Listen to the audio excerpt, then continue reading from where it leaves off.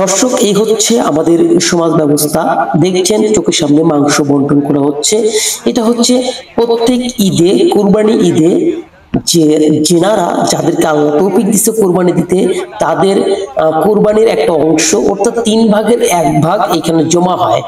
সেটা হচ্ছে যে মাংসই কেন হয় না, গরু ছাগল যে মাংসই হোক না কেন এখানে জমা হয়, এবং এই মাংসকে এই সমাজ ব্যবস্থা যারা কোরবানি দেয় নাই তাদেরকে মাথাপিছু হারে এই মাংস বন্টন করা হয়। এবং একটা অত্যন্ত ভালো সমাজ ব্যবস্থা আমাদের এই সমাজ ব্যবস্থা, এবং আদিকাল থেকে হয়ে আসছে।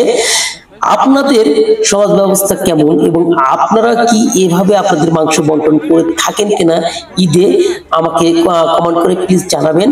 আমাদের এই অঞ্চলটা হচ্ছে রাখালকাছা গ্রাম, সিংড়া থানা, নাটোর জেলার অন্তর্গত। খুব ভালো একটা সমাজ ব্যবস্থা, এবং এটা দেখে আমার অনেক ভালো লাগে যে আসলে যারা কোরবানি দিতে পারে নাই তারা একটা যে পরিমাণে হোক খুব ভালো একটা অংশ পায়, এবং তাদের ঈদটা খুব আনন্দ কাটে।